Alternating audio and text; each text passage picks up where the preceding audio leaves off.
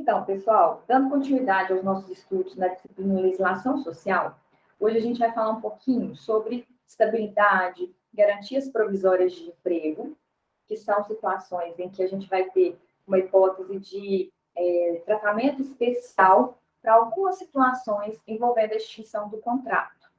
Além disso, vamos falar também sobre a extinção do contrato, para vocês saberem quais são as hipóteses mais comuns de extinção do contrato de trabalho, como que se aplica a regra do aviso prévio, quais são as verbas rescisórias devidas, as obrigações e formalidades que o empregador deve cumprir, sob pena de pagamento de multa, pagamento de indenizações, certo? Eu vou começar falando um pouquinho sobre estabilidade, a diferença do conceito de estabilidade para garantia provisória. Vocês podem ver alguns autores chamando de estabilidade provisória. Eu prefiro chamar estabilidade aquela vantagem que é uma vantagem permanente. Uma vez adquirida, o empregado caminha com ela até o final do contrato de trabalho dele.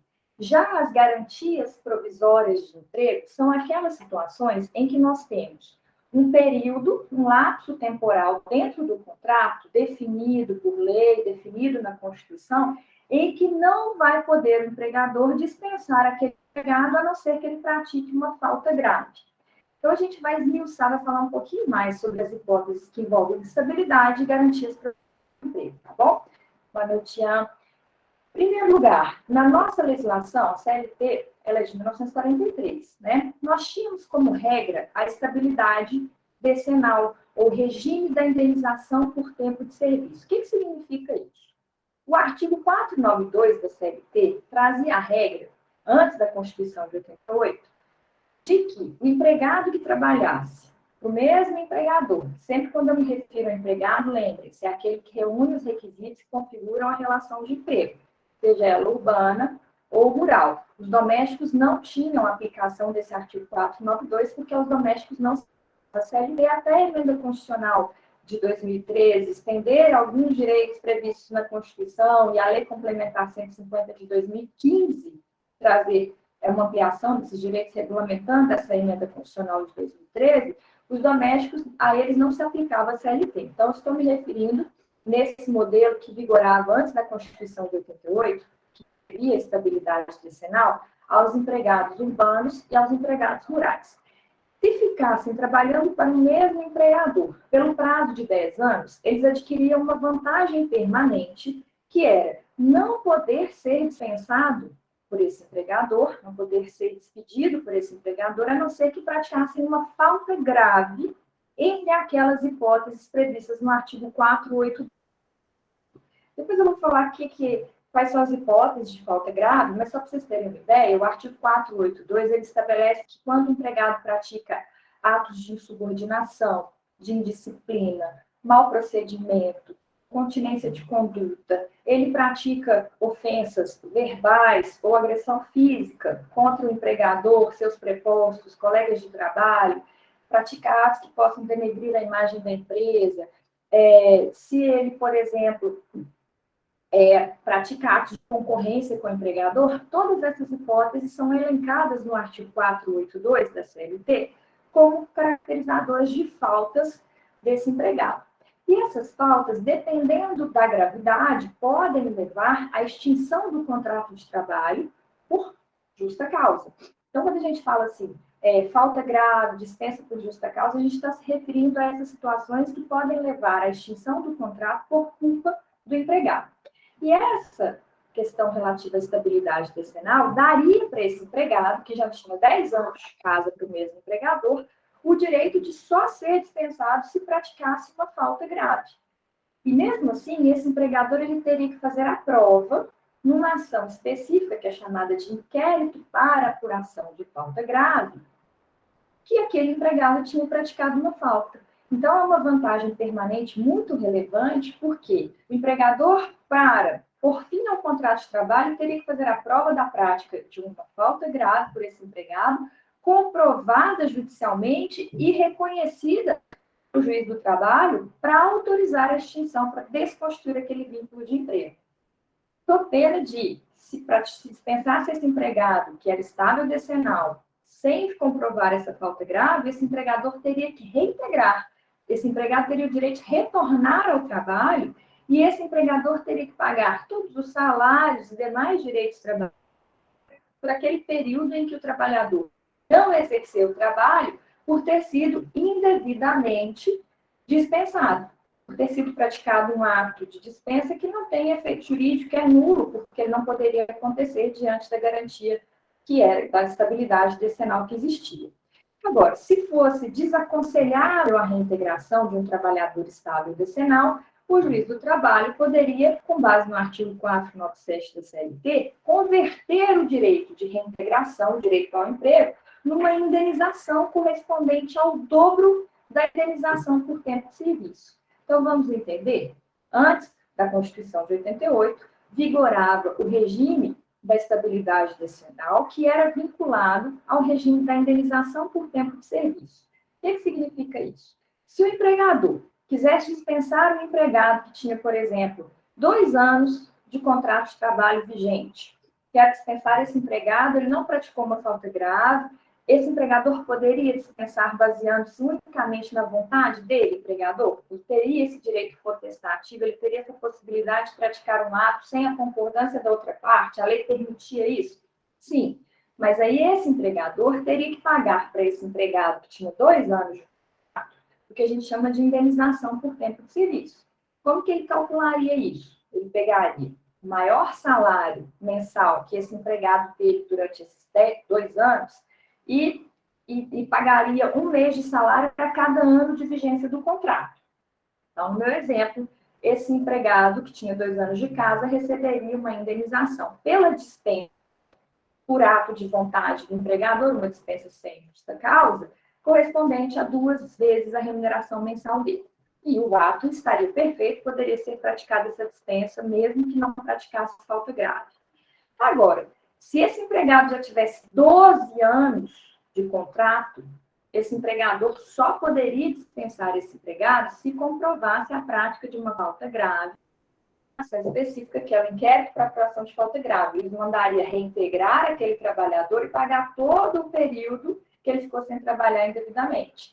Mas se o juiz entendesse desaconselhável a reintegração, por exemplo, porque os ânimos ficaram abalados, enfim, o ambiente ficou hostil, não é viável que aquele trabalhador volte para aquele ambiente, não é saudável, então ele teria direito de receber indenização por tempo de serviço, 1 mês da maior remuneração vigência do contrato, ou seja, 12 meses da maior remuneração mensal, vezes 2, porque aí essa indenização seria paga em dobro pelo fato de se tratar de um empregado estável decenal.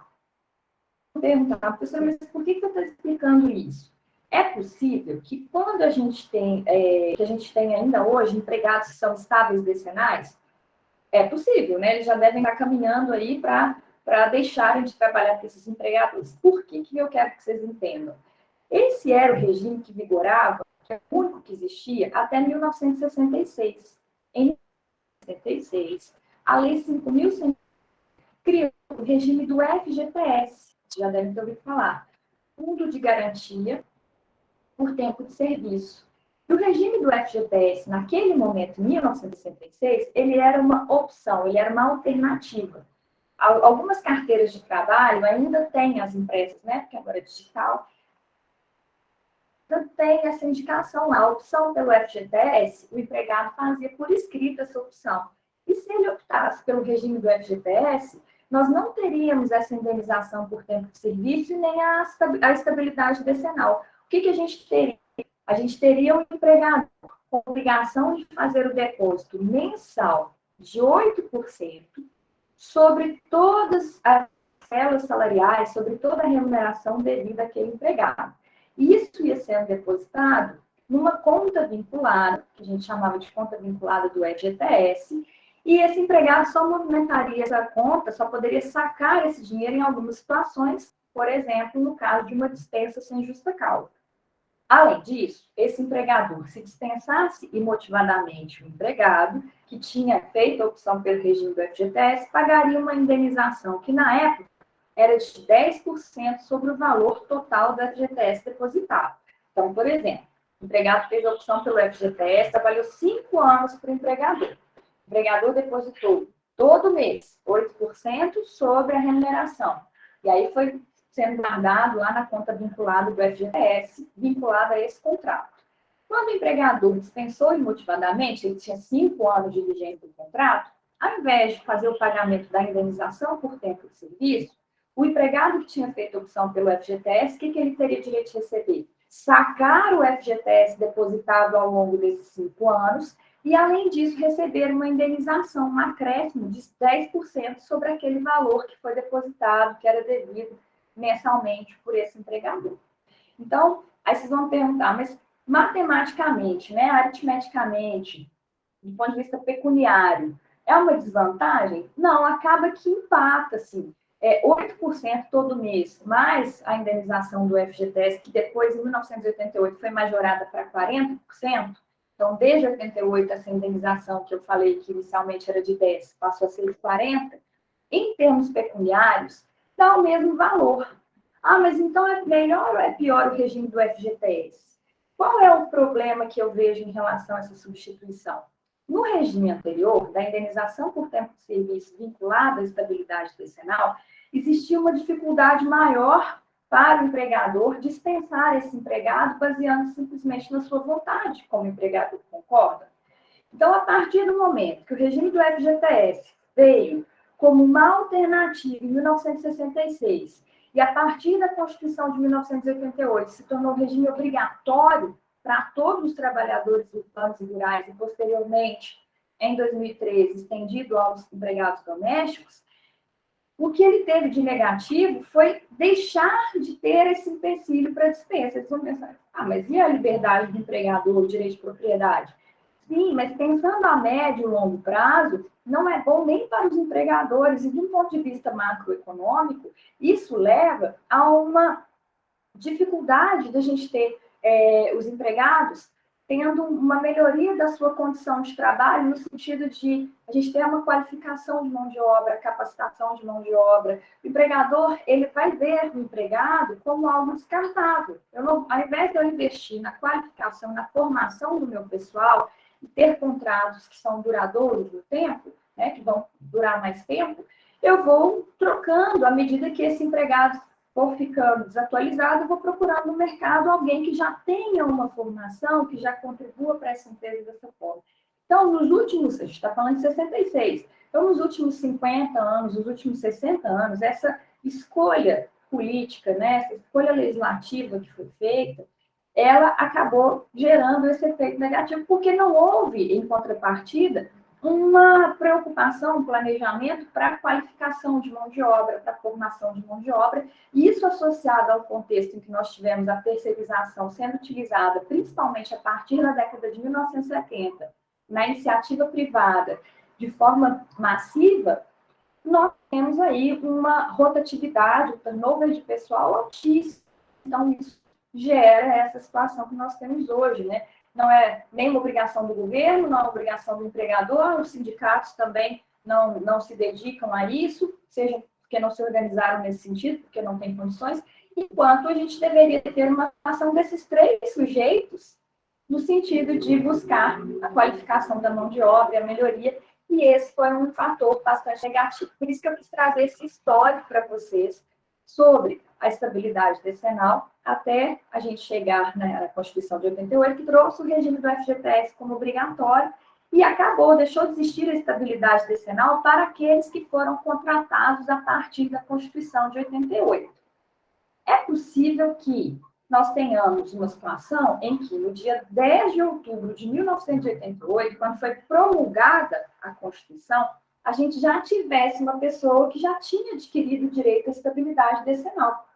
E a Constituição assegura no artigo 5º, inciso 36, que seja preservado o direito adquirido. Então, aqueles que já eram estáveis decenais, quando tivemos a promulgação da Constituição de 88, continuaram sendo estáveis decenais.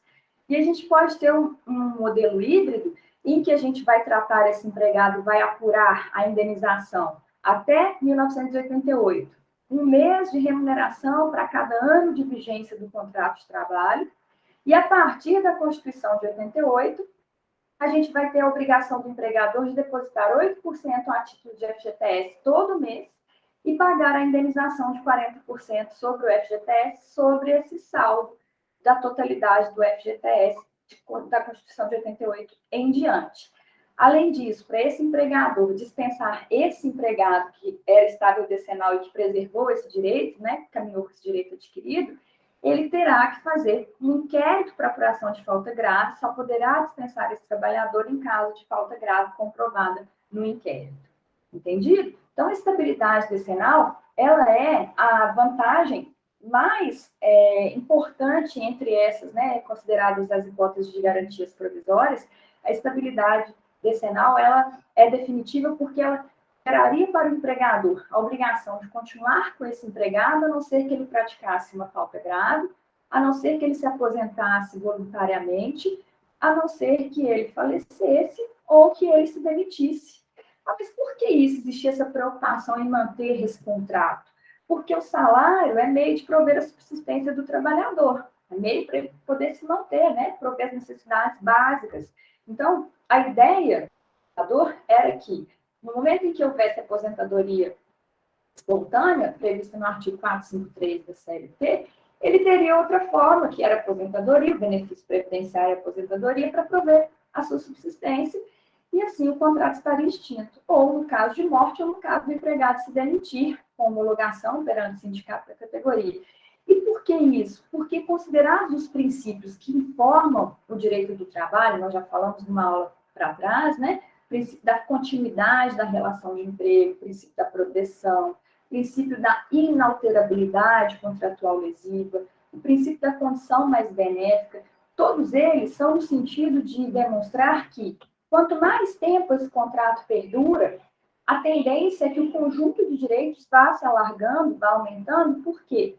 Em regra, o empregador não pode suprimir um direito que tenha sido concedido por força do contrato de trabalho ou por uma liberalidade do empregador. Só pode haver uma alteração do contrato para melhorar as condições desse trabalhador. Então, combinado desses princípios, levaria a essa melhoria da condição social que atenderia melhor a finalidade do direito do trabalho, que é justamente a busca pela melhoria das condições de trabalho, né, e de vida de empregados e empregadas. Mas, além dessa estabilidade decenal, que ainda existe a possibilidade de a gente ter um empregado que seja estável decenal, existem as garantias provisórias de emprego. Garantias provisórias de emprego, elas podem decorrer tanto da lei, como da Constituição, como do contrato.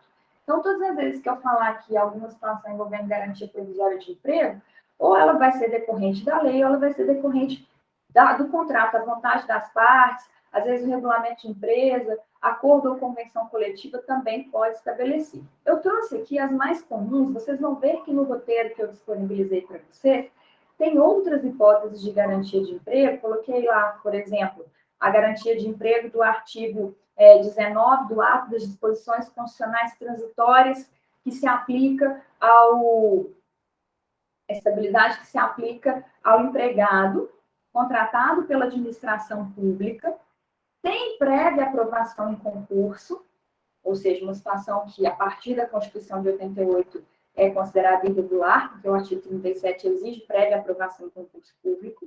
Então, para aqueles empregados que, em 1988, já tinham completado 5 anos de serviço efetivo para a administração pública, autárquica, fundacional, seja federal, estadual ou municipal, e tivesse um vínculo seletista, mas sem aprovação em concurso público, foi o momento em que esse artigo 19 da DCT considerou regularizada essa situação, concedendo estabilidade para esses servidores públicos com vínculo seletista, mas sem concurso, desde que já tivessem 5 anos de trabalho para a administração pública.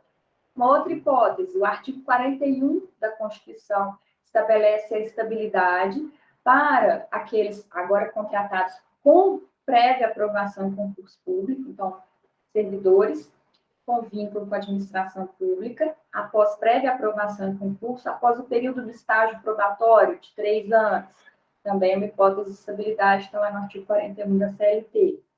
Outras hipóteses, coloquei lá para vocês essa que está aqui no quadro, dirigente sindical, o empregado que é eleito representante dos outros empregados para atuar como dirigente sindical, lembrem-se que, pela nossa regra de enquadramento no Brasil, nós temos a categoria definida de acordo com a atividade preponderante do empregador e também de acordo com uma regulamentação específica de uma categoria. Por exemplo, se eu sou uma pessoa que trabalha na linha de produção de uma usina, de uma metalúrgica, por exemplo, eu vou ser vinculada ao sindicato dos empregados das indústrias metalúrgicas, de acordo com a atividade do meu empregador.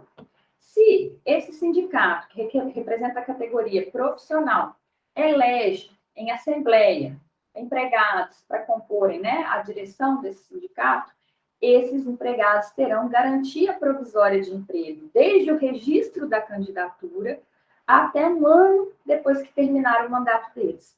Mas por que a lei assegura, no artigo 543 da CLT, e também o artigo 8º, inciso 8º da Constituição, assegura esse período de garantia provisória, vedando a dispensa arbitrária? Esses trabalhadores só podem ser dispensados dentro desse período que vai desde o registro da candidatura até um ano após o término do mandato, se praticarem falta grave, comprovada em inquérito para apuração de falta grave. E por que isso? Porque eles estão sujeitos a terem embates com o empregador. Na defesa dos interesses da categoria profissional, na defesa dos interesses dos empregados, é possível que eles entrem em conflito com o empregador. Então, por isso é que essas normas asseguram a garantia provisória de emprego, permitindo a dispensa apenas se eles praticarem uma falta grave e desde que ela seja comprovada numa ação judicial específica que chama-se inquérito para apuração de falta grave, que é a mesma lá do estado decenal que eu já tinha explicado. Também os suplentes desses empregados que forem eleitos para esses cargos gozarão da mesma garantia provisória de emprego, tá certo?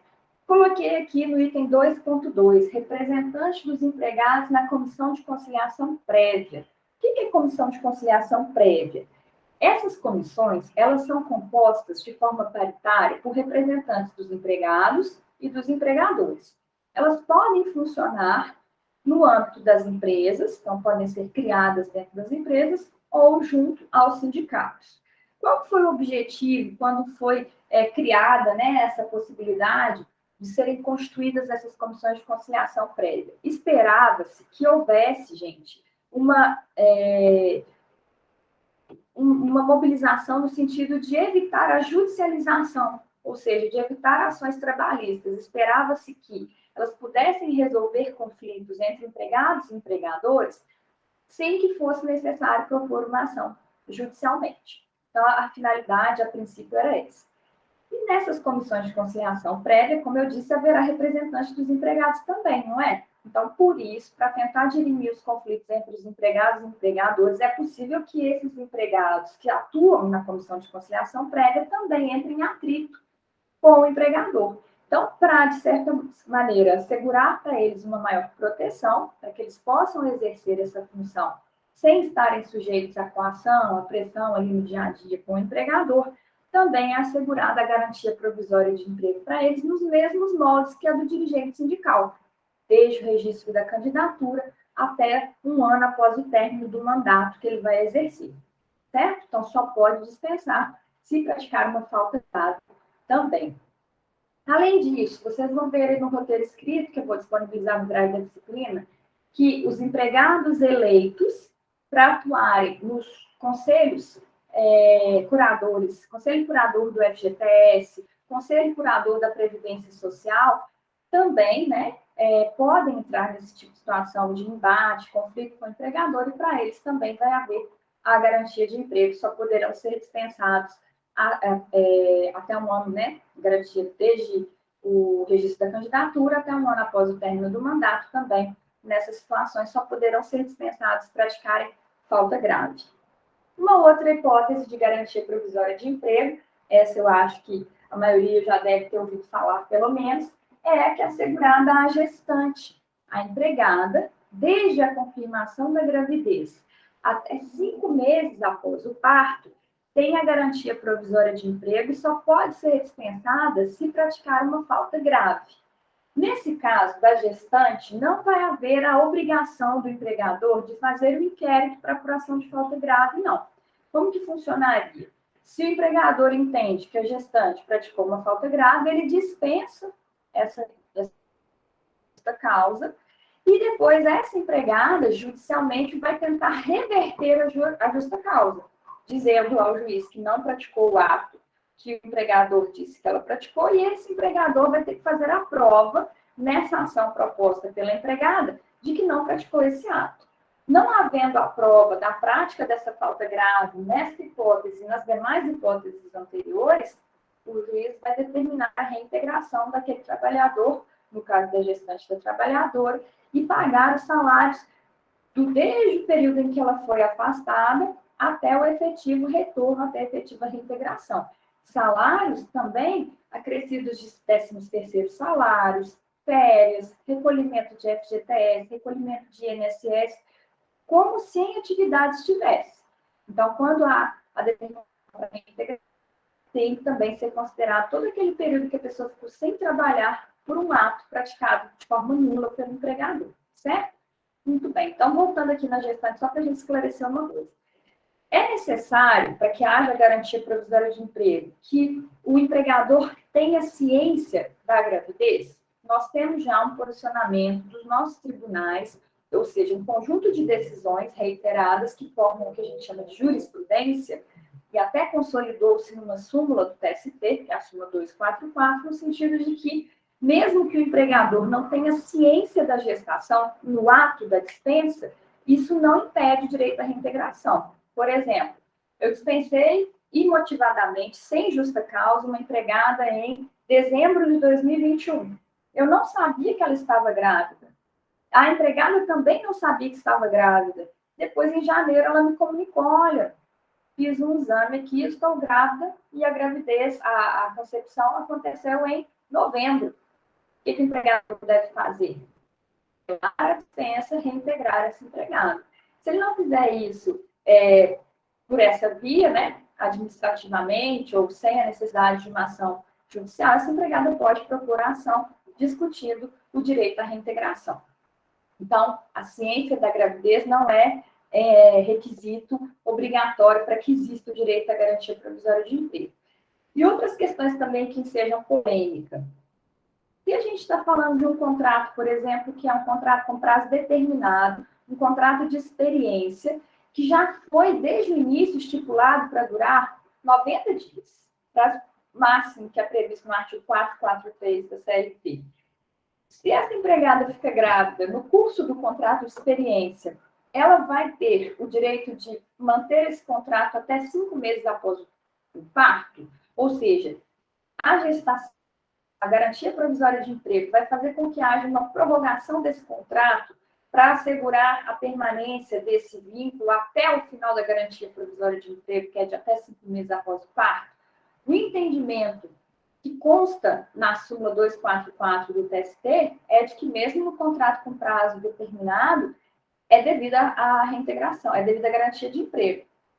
Mas, em setembro do ano passado, em setembro de 2021, o STF firmou uma tese de repercussão geral, 497, em sentido oposto, e que levou o TST a decidir de forma diferente, decidir o seguinte: se o contrato de trabalho é um contrato com prazo determinado, é incompatível com essa pré-fixação da data para ele acabar a garantia provisória de emprego. Por quê? Porque se já se sabia de antemão quando esse contrato ia terminar, na data que ele chega ao fim, a gente não tem ali uma dispensa arbitrária, uma dispensa sem justa causa. A gente tem uma extinção normal de um contrato que foi feito para durar 90 dias e que já se sabia de antemão que ele duraria 90 dias. Não existe uma surpresa, não existe uma dispensa sem justa causa, uma dispensa arbitrária, sem motivação, entende? Então, foi uma reviravolta em relação a esse entendimento em setembro de 2021. Então, hoje é preciso refletir, né, antes de propor uma ação discutindo essa questão, porque é possível que seja adotado esse entendimento. Então, ela tem garantia provisória de emprego durante o período do contrato por prazo determinado. Então, ela não vai poder ser mandada embora sem justa causa durante esse período. Mas no momento em que chega a data prevista para o contrato acabar, ou que acontece a hipótese de resolução do contrato, né? A gente falou já na aula de contrato por prazo determinado, que às vezes o contrato a termo, ele está limitado por uma data, ele está limitado à realização de um serviço específico, ou ele está relacionado a um acontecimento. Então, estou substituindo a empregada que está afastada por Covid, teve complicações. No momento que ela voltar, meu contrato vai acabar? Essas hipóteses do artigo 443 de termos previstos, então, não levaria a prorrogação do contrato para depois desse momento. Ela teria garantia provisória de emprego até acontecer esse termo, mas no dia que chega o termo final, não vai haver uma prorrogação do termo final em virtude da garantia provisória de emprego, certo? Uma outra questão, se a empregada, num contrato com prazo indeterminado, ela fica grávida no período do aviso prévio, ela tem direito à garantia provisória de emprego? O entendimento que prevalece é de que sim, nos casos em que a concepção acontece no período do aviso prévio, que é um período que integra o contrato para todos os fins, apesar de a gente já saber quando o contrato vai terminar, o entendimento é no sentido de que sim, ela terá garantia provisória de emprego e o contrato só vai terminar depois que acabar o período da garantia provisória de emprego. Uma outra questão importante relativa à gestante. Por exemplo, a empregada propõe ação pedindo a sua reintegração, mas no momento em que o juiz vai proferir a decisão, já acabou o período da garantia provisória de emprego. Então, já acabou o período de 5 meses após o parto. O juiz deve determinar a reintegração ou ele vai determinar o pagamento de uma indenização substitutiva, que também pode acontecer nas outras hipóteses de garantias provisórias de emprego. Então, ao invés de eu mandar o empregado voltar para o trabalho, eu vou mandar o empregador pagar para ele salário, 13º, férias, FGTS, todos os direitos decorrentes da lei, do contrato, inclusive reajuste previsto em convenção coletiva, durante todo o período da garantia de emprego, mas eu não mando ele voltar, eu não mando ele reintegrar esse empregado. Particularmente, eu entendo que a garantia é ao emprego. Então, a pessoa tem de voltar ao trabalho e continuar trabalhando sem prejuízo de receber tudo durante o período que ela ficou afastada indevidamente. Mas muitos juízes entendem, inclusive baseando-se no entendimento que consta na súmula 244, o seguinte: se já acabou o período da garantia provisória de emprego prevista na lei, prevista na Constituição, no âmbito das disposições constitucionais transitórias, como é o caso da gestante, então o empregador não é obrigado a ficar com aquele empregado para além daquele prazo.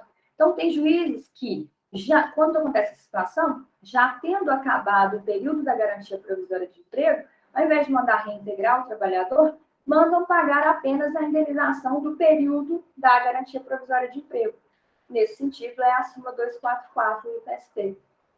Outra situação, e nas hipóteses de aborto, quando ao invés de a gente ter o parto, a gente tem o aborto não criminoso. Na verdade, essa distinção, né, tá na súmula, mas uma situação de aborto não provocado pela trabalhadora, teria também a garantia provisória de emprego? Alguns autores divergem em relação a isso que eu vou falar agora, mas um entendimento que é majoritário, né, que a maioria adota, é no sentido de que ela terá direito, essa empregada, ela vai ter o direito ao descanso de 2 semanas após o aborto, mas ela não terá garantia provisória de emprego de até 5 meses após o parto. Diferente será se acontecer o parto, mas a criança, por exemplo, não resistiu, né, faleceu. Aí sim a gente tem entendimento da jurisprudência no sentido de que sim, ela vai ter garantia de emprego de 5 meses após o parto. Eu estou falando aqui garantia de emprego de até 5 meses após o parto. Não confundam a garantia provisória de emprego, que impede o empregador de dispensar sem justa causa essa trabalhadora, desde a confirmação da gravidez até 5 meses após o parto, com a hipótese ou com a situação de licença maternidade. A licença maternidade é de 120 dias, normalmente 28 dias antes do parto e 92 dias após o parto, podendo haver mudança. Às vezes a trabalhadora não sai de licença antes do parto, e aí, a partir do parto, a gente tem a contagem desses 120 dias. Além disso, as situações em que a gente tem empresa cidadã, em que a gente vai ter uma licença de 180 dias, ao invés de ser de 120 dias. Então, a empresa que é vinculada a esse programa de empresa cidadã deverá conceder a licença maternidade de 180 dias. Então, são coisas diferentes. A gente terá o direito à licença maternidade e também terá direito à garantia provisória de emprego. Tá certo? Representante dos empregados na... Se o empregador tem mais de 20 ou mais de 50 empregados, de acordo com a atividade econômica dele, que vai variar esse número, 20 ou 50, ele vai ter que ter uma comissão interna de prevenção de acidentes. Então, mais do que 20 ou mais do que 50, dependendo da atividade, vai fazer com que seja obrigatório constituir uma comissão interna de prevenção de acidentes. Os empregados que forem eleitos pelos trabalhadores para representá-los nessas comissões internas de prevenção de acidentes, eles têm, desde o registro da candidatura até um ano após o término do mandato, a garantia provisória de emprego. Então, o período é igual ao do dirigente sindical, o período é igual ao do representante dos empregados na comissão de conciliação prévia, certo? Agora, se for o empregado representante dos demais na CIPA, essa garantia de emprego ela é a mais frágil de todas, porque nos todos os casos anteriores eu não falei assim, garantia significa que o empregador só pode dispensar esse trabalhador se ele praticar uma falta grave. Então, fica vedada a dispensa arbitrária, que é aquela que é baseada só na vontade do empregador. Em todos os casos até agora que eu falei, foi assim. Mas no caso da CIPA, empregado representante dos demais na CIPA, ele pode ser dispensado se praticar uma falta grave, como as outras hipóteses, mas também por motivo técnico, econômico, financeiro ou disciplinar. Então, aqui o legislador, no artigo 165, parágrafo 1 da CLT, ele mudou um pouco a regra que a gente estava adotando em relação às outras hipóteses de garantias provisórias de emprego, não é? Durante esse período, desde o registro da candidatura até um ano após o término do mandato, só pode dispensar se praticar falta grave, não precisa de inquérito para cipista ou cipeiro, mas se o empregador conseguir motivar essa dispensa em algum aspecto técnico, econômico, financeiro ou disciplinar, ele também vai poder dispensar esse trabalhador. Entendido? Então, é mais frágil porque há largas hipóteses de extinção do contrato durante o período da garantia de emprego. Além disso, acidente do trabalho. O artigo 20 e o artigo 19, 20 e 21 dessa lei previdenciária, que é a Lei 8.213 de 91, eles vão definir o que é o acidente do trabalho e dizer que a doença do trabalho se equipara ao acidente do trabalho. Então, eu vou falar um pouquinho sobre isso só para contextualizar. Acidente do trabalho é aquele que tem nexo com o trabalho, aconteceu no local de trabalho ou a caminho do trabalho, porque o empregado estava à disposição do empregador, e a doença do trabalho, a doença profissional, é a causa, ou como com causa, o trabalho é que fez surgir ou agravar. O trabalho contribuiu com causa não é a causa única, mas contribuiu para o surgimento ou agravamento de uma doença. Então, seja pelas condições do ambiente, pelo tipo de trabalho que era realizado, e aí leva-se em consideração os riscos, os riscos relacionados a aspectos ergonômicos, psicossociais, né? Também já falamos aqui de questões relacionadas à insalubridade, periculosidade, enfim, né? Todos esses riscos que possam existir em virtude do exercício da atividade. Se acontecer um acidente do trabalho ou ficar caracterizada a doença profissional, o empregador deve emitir o CAT, comunicado de acidente do trabalho. Se o empregador não emite o CAT, o próprio empregado acidentado, ou seus dependentes, ou o sindicato, ou o médico que prestou o atendimento para aquele trabalhador, pode emitir o CAT. E o comunicado de acidente do trabalho, ele vai servir, se for emitido pelo empregador, não vai ter dúvida sobre o nexo daquele infortúnio, né, daquela situação que traz um dano para o trabalhador com o trabalho. Mas professora, se acontecer de não emitir a CAT ou depois o empregador discutir, isso pode ser revertido numa ação judicial, o empregado pode conseguir fazer a prova de que, apesar de não ter sido emitido CAT pelo empregador, era de fato um acidente do trabalho. Muito bem. E se esse acidente do trabalho ou essa doença profissional gera uma incapacidade, uma impossibilidade desse trabalhador realizar trabalho por prazo superior a 15 dias, como que funciona? Os primeiros 15 dias de afastamento, o empregador vai pagar o salário certinho. Mas se ele viu lá que o empregado quebrou a perna, vai precisar de fazer cirurgia, vai colocar pino. Então, vai ter lá um laudo médico atestando que ele precisa de ficar pelo menos 30 dias sem trabalhar. O empregador paga o salário dos 15 primeiros dias e encaminha, faz uma cartinha junto com esse laudo, para o INSS. O empregado marca uma perícia médica via 135 ou outros meios, faz um agendamento de uma perícia e vai lá perante a Previdência Social para receber o benefício previdenciário. Ele vai receber o benefício previdenciário a partir do 16º dia de afastamento por acidente do trabalho ou doença profissional. E esse benefício, ele vai ser o auxílio-doença acidentário. Ah, professora, mas e se a doença não tiver relação com o trabalho? O período de 15 dias, o empregador paga do mesmo jeito, o benefício previdenciário é pago a partir do 16º dia, do mesmo jeito. Só que o nome do benefício, quando não é acidente do trabalho, quando não é doença do trabalho relacionada ao trabalho, é auxílio-doença comum. Então, quando é acidente, auxílio-doença acidentário. Quando não é acidente do trabalho, não tem nexo com o trabalho, simplesmente auxílio-doença. Antigamente, a gente usava o código B91 para designar relação, nexo com o trabalho. E B31 para as situações em que não tinham nexo com o trabalho. E daí, professor, o que importa saber o nome do benefício, o código? É porque, gente, quando se trata de uma situação que tem nexo com o trabalho, que é um acidente do trabalho, uma doença profissional, gera a garantia provisória de emprego. Ou seja, o empregado ficou lá, recebeu os primeiros 15 dias do empregador. Aí ele ficou afastado pelo INSS, recebendo benefício previdenciário por mais 30 dias. Então, no total, deu 45 dias de afastamento. Antes dele voltar ao trabalho, ele faz uma nova perícia no INSS, por exemplo, para pedir a prorrogação, porque ele ainda está incapacitado. Aí concede lá a prorrogação para esse empregado.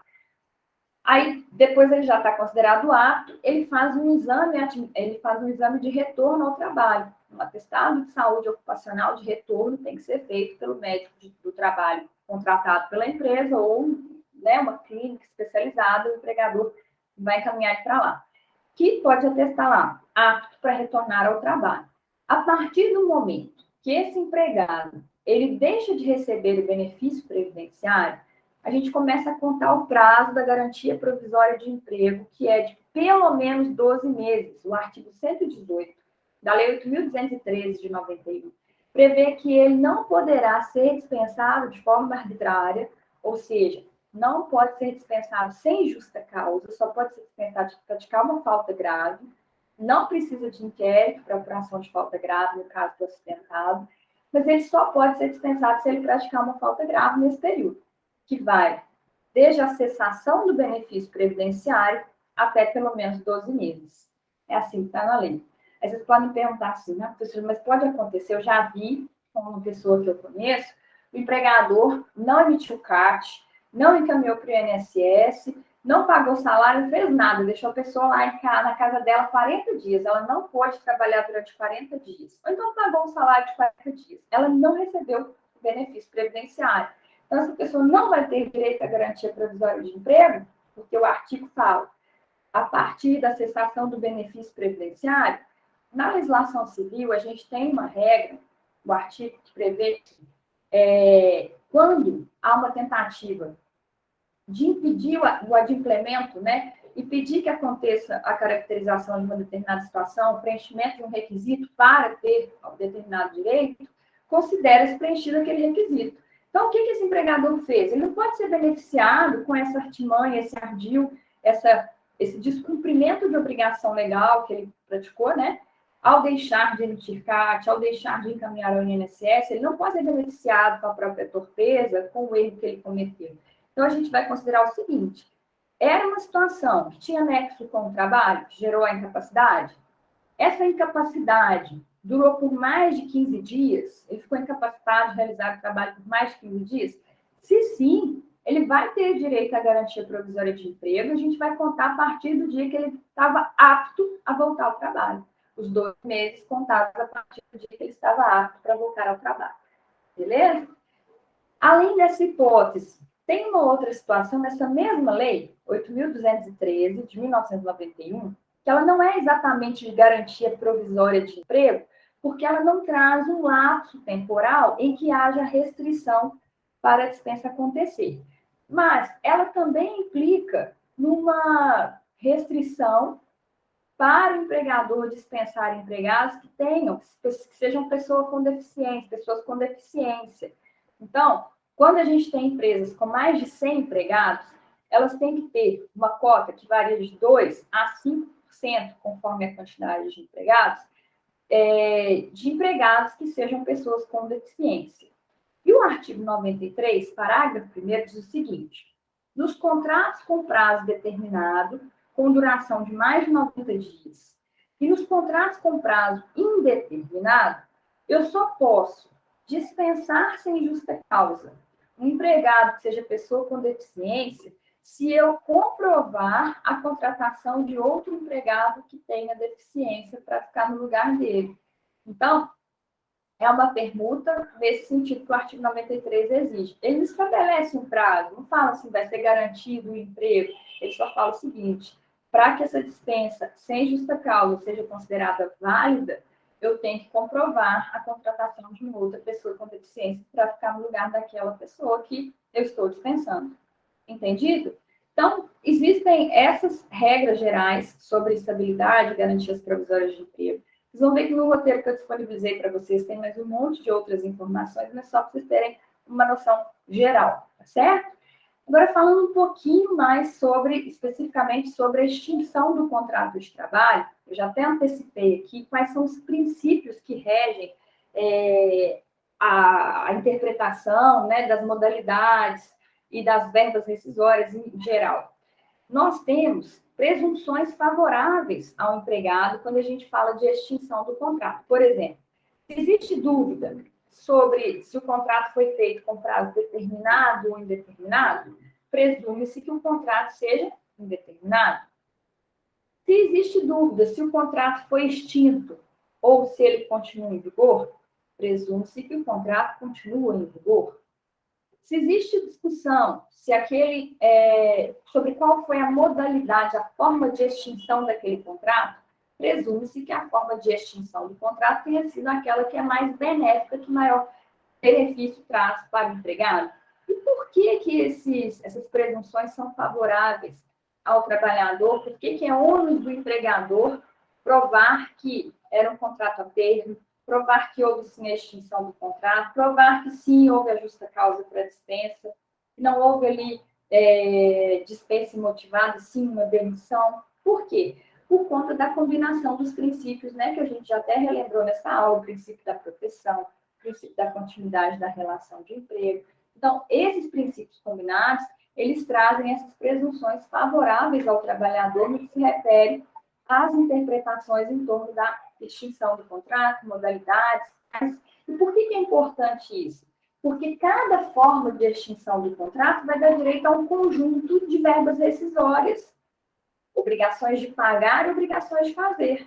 Então, e por isso que é importante a gente saber dessas presunções. Já falei para vocês que o regime do FGTS passou a ser obrigatório a partir da Constituição de 88, a gente vai ver como se aplica em cada uma dessas modalidades aqui, né, a regra do FGTS. Então, pensando aqui um pouquinho, se a gente adotar uma nomenclatura que o direito civil adota para os contratos em geral, a gente pode pensar que existem modalidades de extinção chamadas extinções normais e extinções anormais do contrato de trabalho. Então, a extinção normal do contrato seria a execução. Então, no contrato com prazo determinado, a extinção normal seria essa hipótese de o contrato chegar ao fim. Então, eu tinha um contrato de experiência que ia durar 30 dias. O contrato chegou ao seu termo final e eu não quis prorrogar esse contrato. Comuniquei ao empregado no 30º dia que ele não precisaria retornar a partir do dia seguinte, porque ali a gente tinha o contrato cumprido, executado, chegou ao termo final. Qualquer contrato com prazo determinado que chegue ao seu termo final e não é prorrogado é extinto de forma normal. Nessas hipóteses, quais são as verbas rescisórias que esse empregado terá direito de receber? Ele vai receber o salário daqueles 30 dias, no meu exemplo, o contrato durou só 30 dias. Ele vai receber o saldo de salário ou o salário daquele mês. O que é saldo de salário mesmo? É o salário proporcional. Então, se, por exemplo, o contrato durou 15 dias, ele vai receber saldo de salário de 15 dias. Ou, se o contrato durou 45 dias, melhor esse exemplo. Então, eu comecei dia 1º de setembro, trabalhei setembro todo, no dia 15 de outubro acabou meu contrato de experiência de 45 dias. Eu vou receber, então, no dia, depois que acaba, né, esse meu contrato no dia 15 de outubro, o empregador vai ter 10 dias após a extinção do meu contrato para me pagar as verbas rescisórias. Esse prazo de 10 dias está previsto no artigo 477, parágrafo 6º da CLT. 10 dias para fazer o acerto rescisório comigo. O que ele vai me pagar? Ele vai me pagar os 15 dias referentes a outubro. Eu posso chamar de salário de outubro? Quando ele é proporcional aos dias, ou seja, do dia 1º até o dia 15 de outubro, eu vou chamar isso de saldo de salário. Então, o saldo de salário nada mais é que o salário proporcional de um determinado mês que não vigorou, né? O contrato não vigorou naquele mês de forma completa, certo? Então, o empregador vai me pagar primeiro saldo de salário de 15 dias, no meu exemplo de outubro. Ele vai me pagar também, na hipótese de extinção normal do contrato de trabalho, ele vai me pagar férias proporcionais. Vocês já sabem que a gente olha para as férias considerando o ano contratual. No meu exemplo, a gente tem 1/12 referente a setembro, e no mês de outubro a gente tem uma fração de 15 dias. Na aula que a gente falou sobre a contagem de férias, a gente viu que 15 dias é fração relevante, não é? Para fins de cômputo de 1/12 a título de férias. Então, a gente vai ter 2/12 a título de férias. 13º salário proporcional, setembro 1/12, outubro o mesmo raciocínio, 15 dias é fração relevante para 13º, então vai receber 2/12 a título de 13º salário também.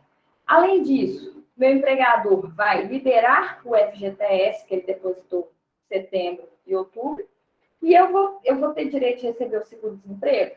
Não, o seguro-desemprego, ele só vai ser devido nas situações de desemprego involuntário. Quando há surpresa, aqui a gente já sabe de antemão que o contrato ia durar 45 dias. Então, vai ter direito de receber o saldo de salário, ou salário, se fechar o mês certinho, né? Do último mês trabalhado, férias proporcionais, 13º proporcional e o levantamento, o saque do FGTS. Antes da reforma trabalhista, antes da Lei 13.467 de 2017, a CLT previa a obrigação de entregar as guias TRCT, Termo de Rescisão do Contrato de Trabalho. E, quando era em papel, o empregador entregava o empregado assinar 5 vias, e aí esse empregado, com essa documentação, e mais a carteira de trabalho com a data da baixa que tem que ser anotada, ele ia lá na Caixa para conseguir receber o FGTS, para sacar o FGTS, certo? Então, as obrigações de pagar saldo de salário, 13º proporcional, férias proporcionais, entregar a guia para saque do FGTS e anotar a baixa na carteira de trabalho para constar dia 15 de outubro como data de saída.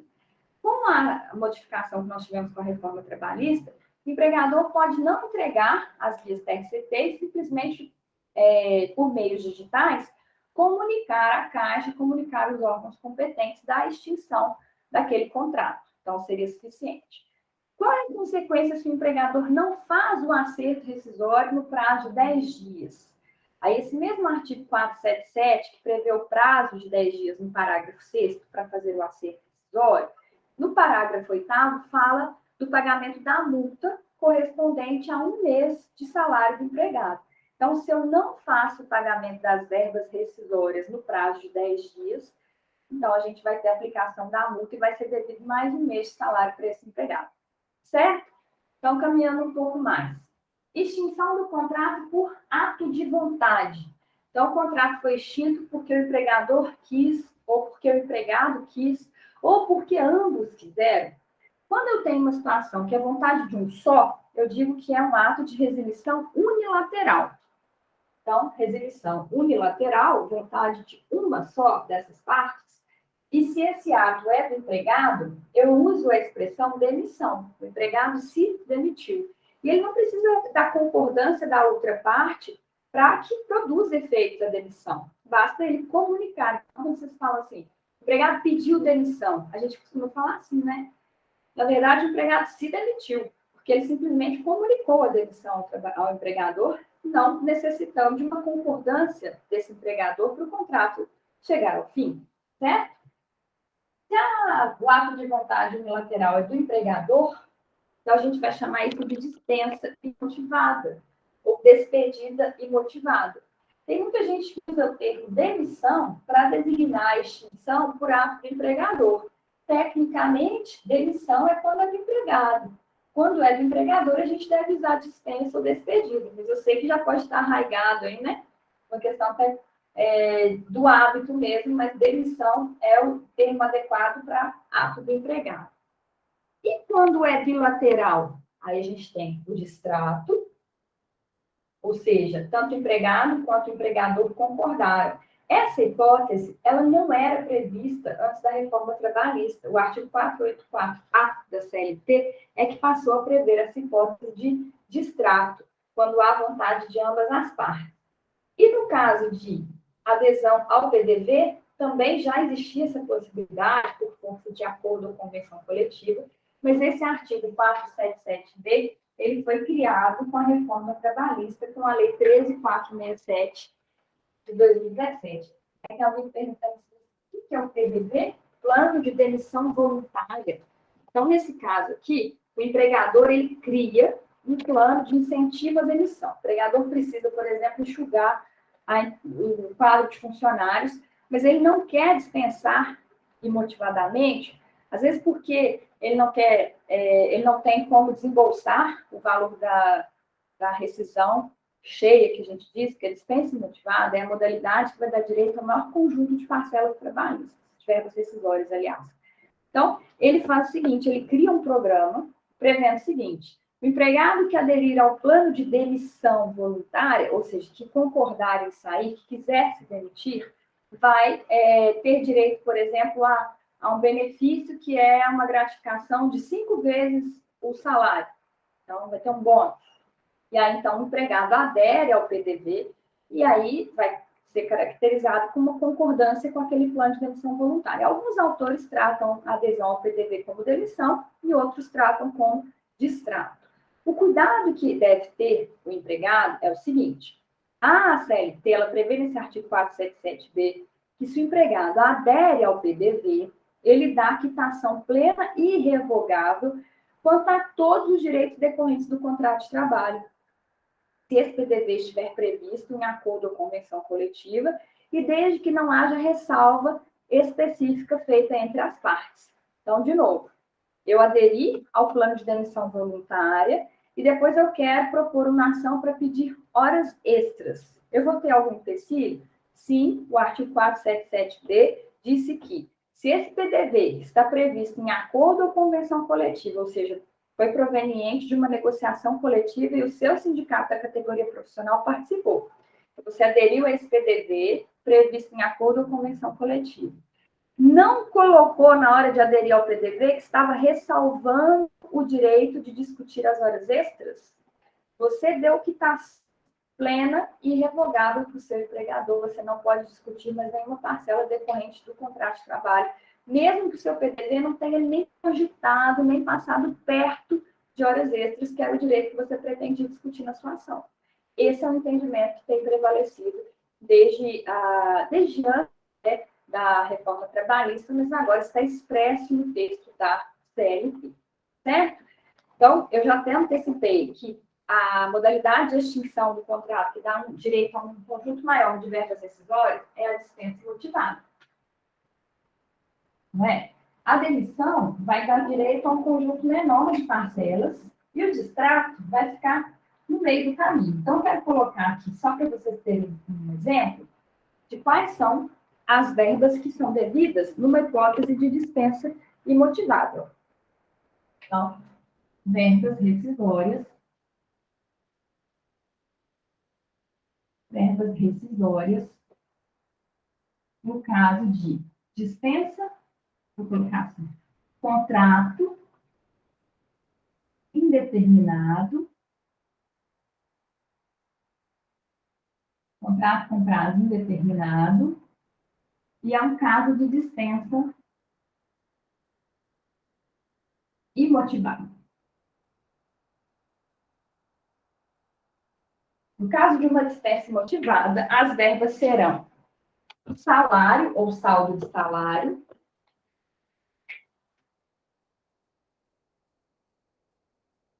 salário ou saldo de salário. 2, aviso prévio indenizado.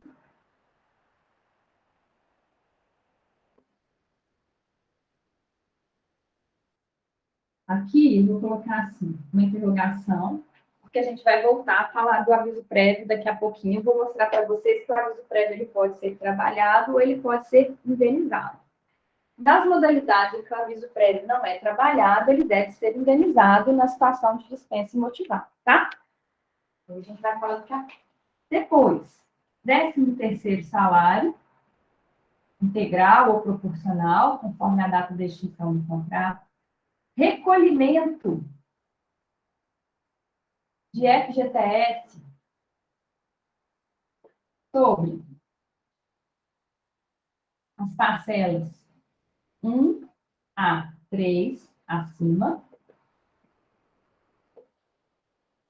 Além disso, vai ter direito de receber indenização. Muita gente chama de multa do FGTS, mas o correto é indenização de 40%. 40% sobre o FGTS, com base no artigo 18 da Lei 8.036 de 90. Também vai ter direito de receber férias acrescidas de 1/3, sejam férias dobradas, férias simples e férias proporcionais. Depois a gente vai ter as obrigações de fazer baixa na CPPS,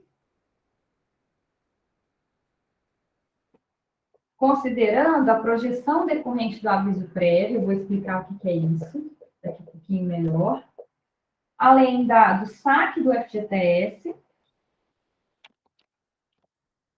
saque do FGTS, e se esse empregado preencher os requisitos necessários, ele vai ter também direito ao seguro-desemprego.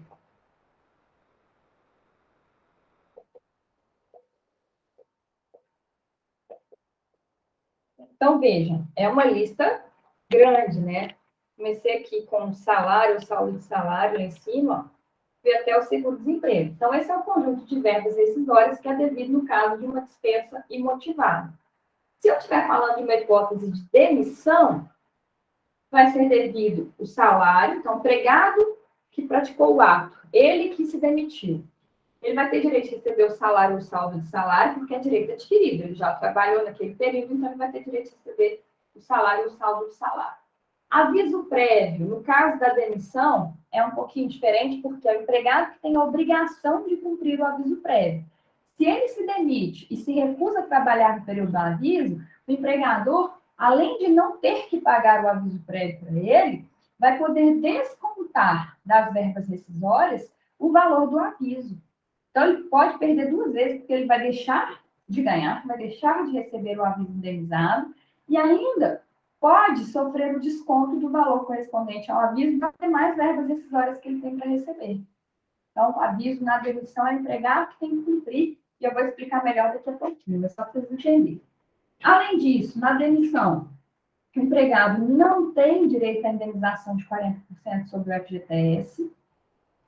O empregado na demissão não saca o FGTS, o artigo 20 da Lei 8.036 de 90, não prevê, não autoriza o saque do FGTS em caso de demissão, e também não vai ter direito ao seguro-desemprego.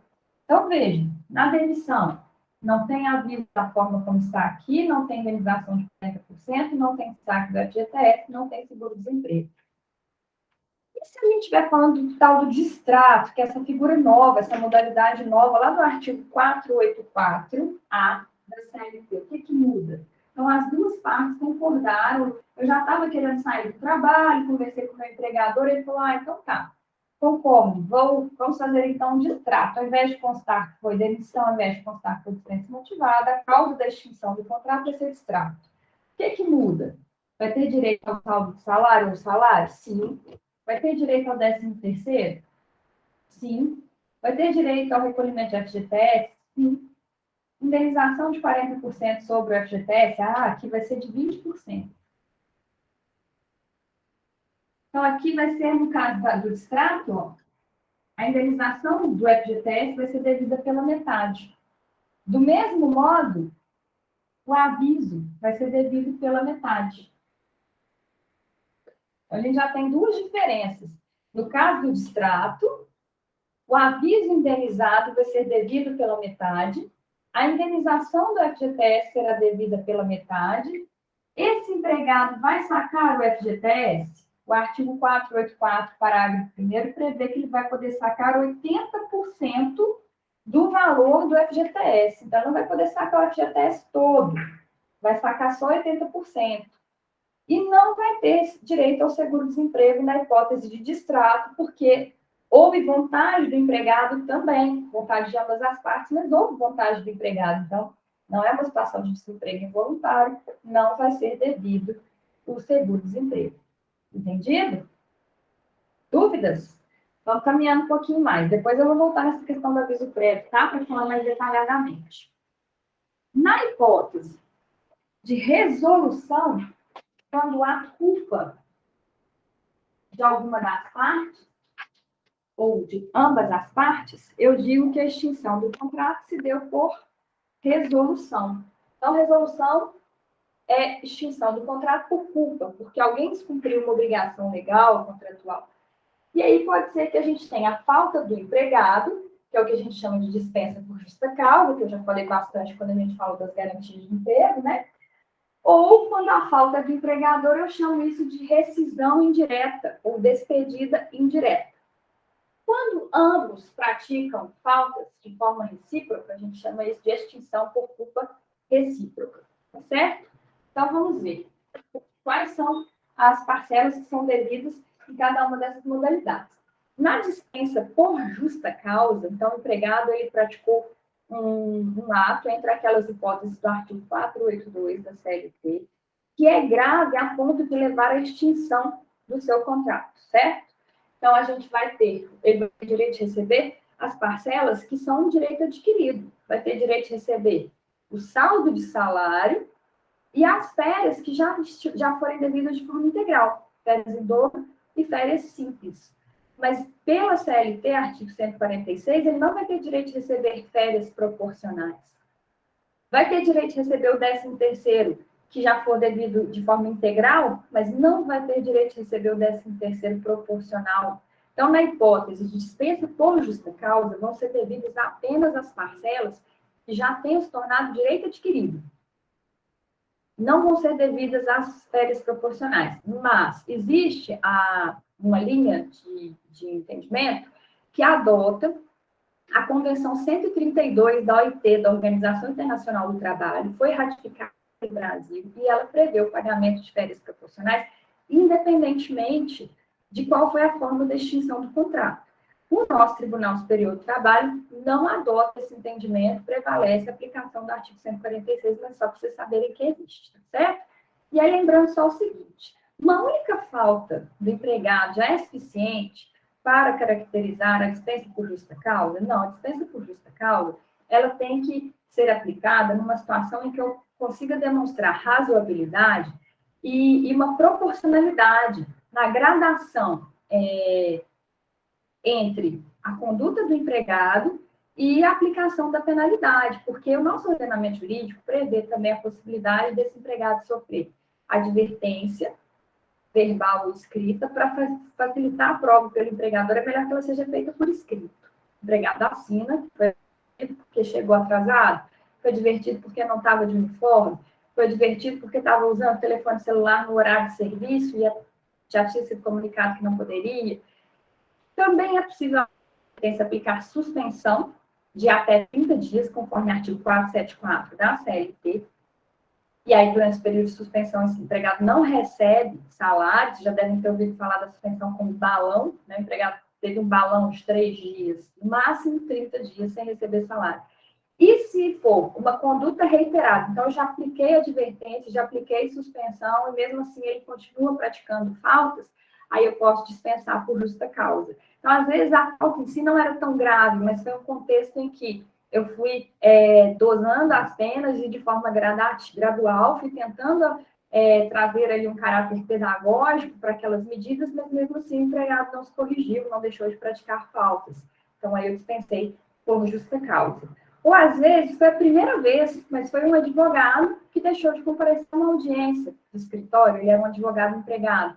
Então, uma falta grave a ponto de inviabilizar a continuação do contrato, que teve ali uma quebra de confiança muito grande, a dispensa por justa causa se justifica. Então, tem que tomar cuidado com esses critérios de razoabilidade, gradação, caráter pedagógico, certo? Rescisão indireta. Quando a falta é do empregador, quais são as verbas rescisórias devidas? E quais são as hipóteses, né? O artigo 483 da CLT estabelece que o empregado pode pedir judicialmente a declaração da rescisão do contrato de trabalho quando o empregador descumpre obrigações legais e contratuais de forma reiterada, por exemplo, não está pagando salários, não está recolhendo o FGTS, não está fornecendo equipamento de proteção individual, colocando o empregado em situação de risco, praticando atos que coloquem, que estejam denegrindo a imagem, violando a honra e a integridade física e psíquica desse trabalhador, praticou alguma agressão a esse trabalhador, então, reduziu o salário desse empregado, são hipóteses em que o empregado pode pedir judicialmente a declaração da rescisão indireta. Assim, estou deixando de trabalhar para esse empregador porque ele inviabilizou a continuação do meu contrato. Só quem pode declarar isso é o juiz. E lá no artigo 483, no parágrafo 3º, tem a previsão de que o empregado pode optar por continuar trabalhando ou, no momento em que ele propõe a ação, deixar de prestar o trabalho para o empregador até ver qual vai ser a decisão judicial. Se o juiz reconhece a rescisão indireta, declara a rescisão indireta, o conjunto de verbas rescisórias vai ser exatamente o mesmo da dispensa imotivada. O aviso vai ser devido na modalidade indenizada. Agora, se o juiz não reconhece a falta do empregador, não reconhece que seja uma falta grave a ponto de inviabilizar a continuação desse contrato, então aí ele vai tratar como demissão e as verbas que ele vai reconhecer como devidas são as verbas da demissão, caso esse empregado tenha feito a opção por deixar de trabalhar, porque às vezes ele continuou trabalhando. Se ele continuou trabalhando, então o juiz deixa de declarar a rescisão indireta e o contrato continua. Claro que vocês podem me dizer assim, mas aí o empregador vai dispensar imotivadamente. Pode acontecer, mas isso não é decorrente da ação propriamente de rescisão indireta, tá certo? No caso de culpa recíproca, também é uma hipótese, não é tão comum, né? Mas também é necessário que haja uma declaração judicial. O juiz é que vai dizer se houve culpa de ambas as partes, se houve culpa de apenas uma das partes. Então, nessa extinção por culpa recíproca, vão ser devidas as verbas decisórias pela metade. Então, a gente vai ter as mesmas verbas da dispensa imotivada, mas o aviso, as férias, o 13º, a indenização do FGTS, todos serão devidos pela metade, porque houve culpa de ambas as partes, nesse sentido, é a súmula 14 do TST, certo? Extinção por rescisão. Extinção por rescisão é quando a gente tem uma hipótese de nulidade. Falei para vocês na aula que a gente falou sobre os requisitos de validade do contrato de trabalho. Um empregado que é menor de 16 anos só pode trabalhar na condição de aprendiz. Então, se, por exemplo, a gente tem um empregado que tem 13 anos de idade, que está trabalhando, o juiz vai declarar a rescisão, extinção por nulidade do contrato de trabalho. Ou, do mesmo modo, se a gente tem um empregado que foi contratado sem prévia aprovação em concurso, a extinção, o nome, né, tecnicamente se dá para isso, é rescisão, é extinção por nulidade, por não preencher requisitos. Existem outras modalidades, né, eu coloquei aqui de forma genérica, vocês vão ver lá no nosso roteiro. É possível que haja a extinção do contrato Porque houve extinção de estabelecimento, por exemplo, a empresa deixou de funcionar. Então, a gente vai ter como devidas as mesmas verbas rescisórias da dispensa imotivada. Ou, às vezes, eu tenho o falecimento do empregador. O empregador era uma pessoa física, isso às vezes acontece nos casos de doméstico, né, por exemplo. Então, não tem como continuar o contrato de trabalho, ou o empregado opta por não continuar. Nesses casos também pode ser caracterizada a extinção do contrato, em virtude do falecimento. Além disso, quero falar para vocês sobre o aviso prévio. Estou vendo aqui o nosso tempo, né? Eu não vou alongar muito falando dessas outras modalidades, para a gente poder falar aqui um pouquinho sobre o aviso prévio. O aviso prévio, gente, é um instituto que se aplica, via de regra, aos contratos com prazo indeterminado. Então, nós falamos, na aula em que tratamos sobre contrato de trabalho, que a regra no direito do trabalho é que os contratos tenham uma duração indeterminada no tempo. Então, contrato indeterminado ou com prazo indeterminado. É possível que a gente tenha contrato a termo, ou contrato com prazo determinado, e o contrato intermitente. Via de regra, o aviso prévio não se aplica aos contratos com prazo determinado. Por quê? Se eu já sei de antemão a data que o contrato vai terminar, a qual acontecimento está vinculado à extinção desse contrato, então não haverá surpresa, concordam? O aviso prévio é um instituto que visa justamente diminuir, amenizar os efeitos da surpresa. Então, é a obrigação que uma parte tem de comunicar à outra a intenção de pôr fim a um contrato de trabalho que até então vinha vigorando de forma indeterminada.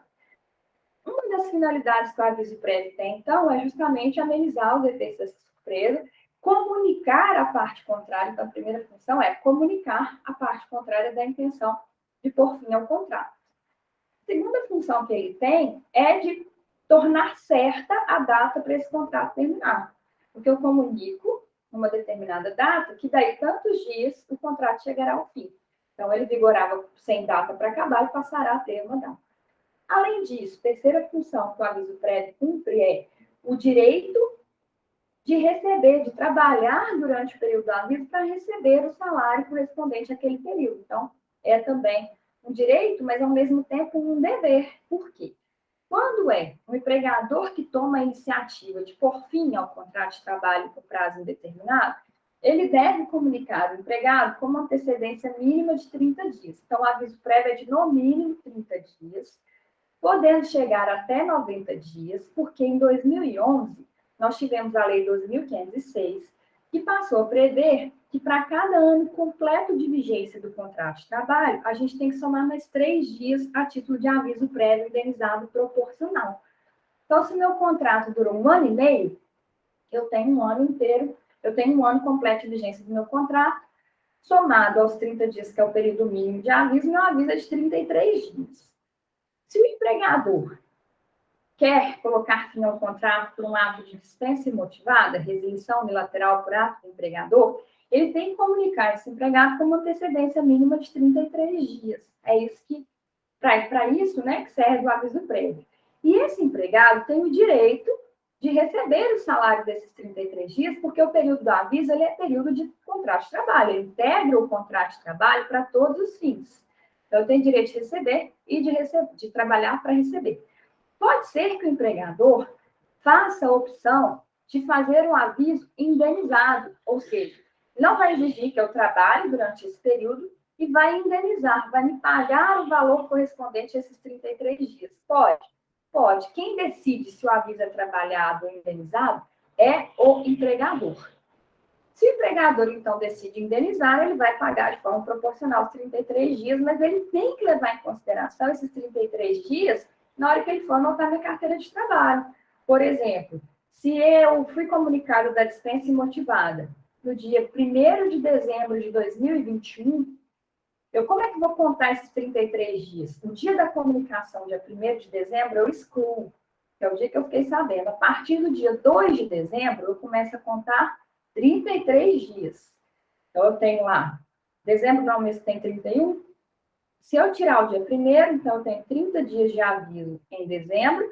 Para completar os 33, eu preciso de mais 3 em janeiro. Pode pegar a folhinha e ir marcando, excluindo o dia 1º de dezembro, que é o dia da notificação, meu aviso prévio de 33 dias se completa no dia 3 de janeiro de 2022. Esta será a data de anotação da baixa na minha carteira de trabalho. Esta será a data que o empregador vai considerar para fins de pagamento de 13º, de férias. Então, ele vai ter que levar em consideração a projeção do termo final do contrato em virtude do aviso prévio para poder pagar todas as verbas decisórias, recolher o FGTS, inclusive sobre o aviso prévio, tá certo? Mas, se o meu empregador fala comigo assim, você vai trabalhar no período do aviso prévio, vocês concordam que eu vou, daí, no dia 3 de agosto, vai ser meu último dia de trabalho, e eu fui surpreendida no dia 1º de dezembro, e eu tenho que procurar outro meio de programa de subsistência. Então, quando é o empregador que comunica o empregado da vontade dele, empregador, de pôr fim ao contrato, ele tem que conceder uma redução de carga horária prevista no artigo 488 da CLT, e aí é o empregado que decide se ele quer 7 dias corridos de redução. Então, desse período de 33, quero reduzir 7 dias corridos para me dedicar a procurar outro emprego, ou eu quero reduzir 2 horas por dia nos dias que eu tiver que trabalhar. Então, o empregado é que toma a decisão de como vai ser a redução quando o empregador decidir que o aviso é trabalhado. Se o empregador não concede essa redução, vocês concordam que isso vai frustrar a finalidade a qual visava o aviso, que era amenizar os efeitos da surpresa? Então, aviso trabalhado, no caso de uma dispensa motivada, sem essa redução do artigo 488, é um aviso nulo. A jurisprudência considera que vai ser devido ao aviso de forma indenizada.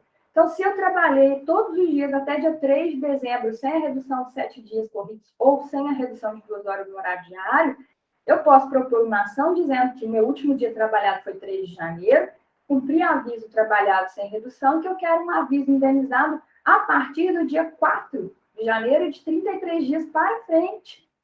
E com projeção que vai impactar na contagem de férias, diferença de 1/12 de férias e 1/12 de 13º, com recolhimento de FGTS, inclusive. Então, tem que tomar muito cuidado com essa redução do artigo 488 da CLT. E uma outra situação, o contrário. Eu estava trabalhando para esse empregador e eu vou me demitir, vou comunicar para ele no dia 1º de dezembro que eu não quero mais trabalhar para ele. Eu, empregado que me demitir, tenho a obrigação de cumprir o aviso prévio, até o dia 3 de janeiro. Eu tenho direito à redução? Não.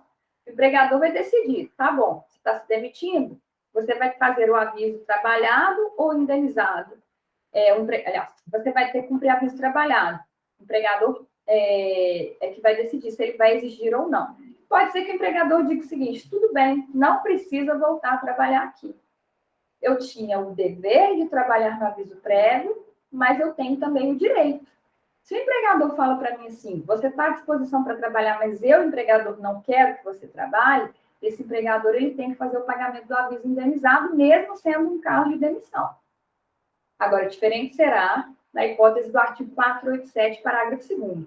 Eu me demiti, fui lá e disse assim, 1º de dezembro, não trabalho mais aqui, não volto mais, tenho emprego a partir do dia 2 de dezembro para começar. Então, eu me demiti e me recusei a cumprir o aviso. Nessa hipótese, o empregador não tem que pagar aviso indenizado e ainda vai poder descontar o período do aviso, o valor do aviso das verbas decisórias que eu tenho direito de receber em virtude da minha demissão. Entendido? Muito bem. Então, se vocês entenderam direitinho essa questão, eu já até tinha falado aqui das obrigações decisórias, agora eu quero explicar o seguinte. Faz sentido, em regra, a gente aplicar aviso prévio para contrato com prazo determinado? Contrato a termo.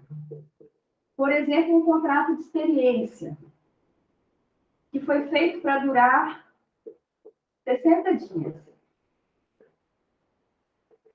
Em regra, não se aplica aviso prévio para contratos com prazo determinado.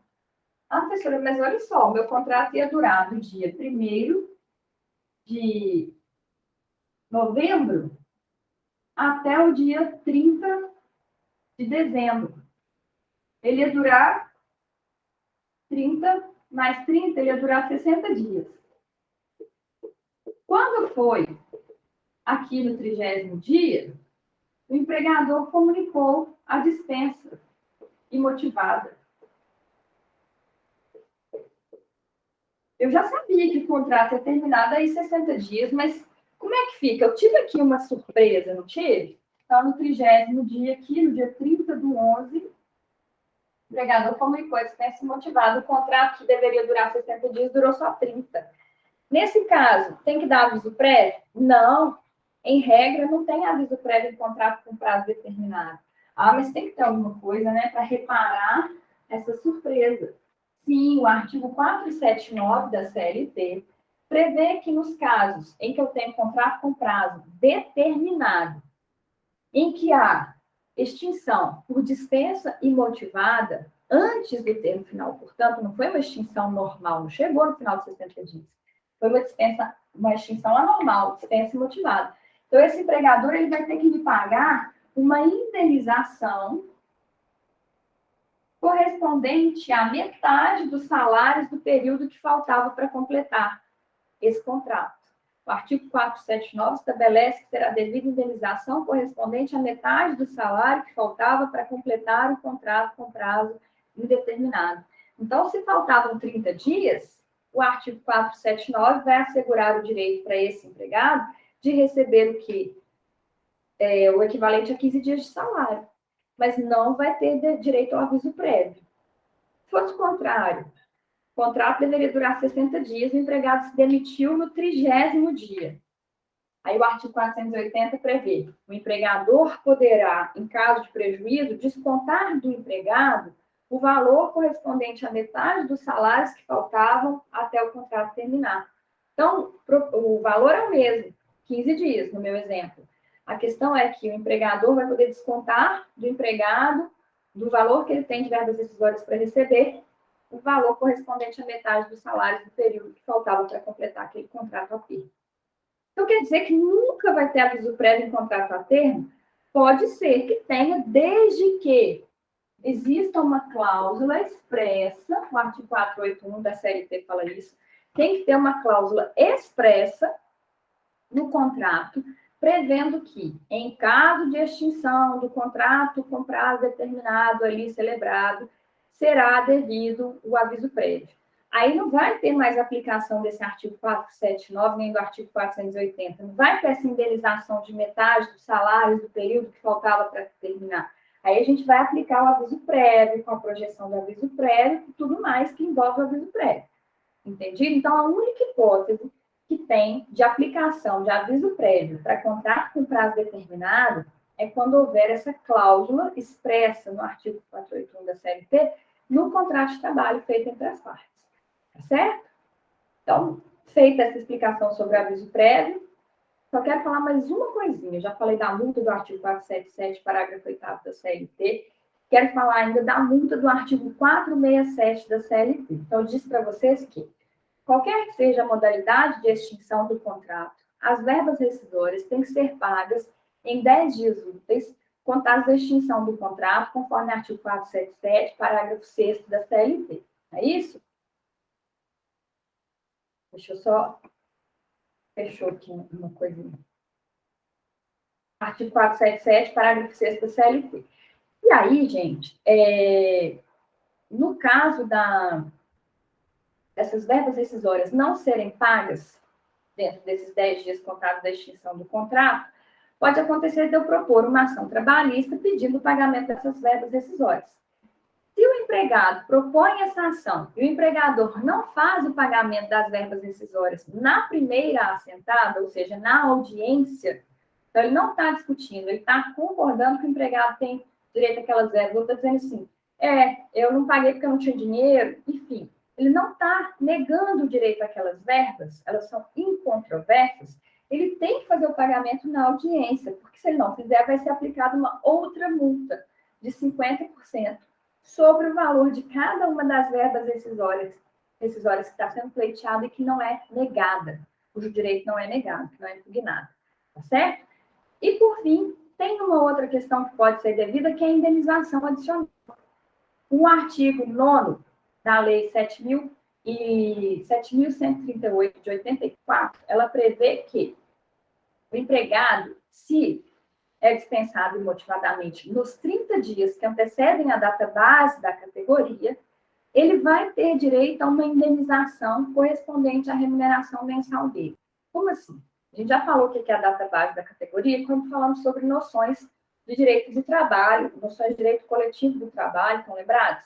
E aí eu falei para vocês que existe um marco inicial de vigência de acordos e convenções coletivas, que a gente chama de data base da categoria, que é um costume da categoria, uma tradição, né, daquela categoria. E aí, se existe uma expectativa em relação a essa data base, no sentido de que é o momento em que vai passar a vigorar um acordo ou uma convenção coletiva, não é? Então, nesses casos, se o empregado é dispensado nos 30 dias que antecedem a data base, haverá uma frustração da expectativa dele de ter, por exemplo, reajuste salarial, de ter uma melhoria do conjunto de obrigações decorrentes do contrato de trabalho.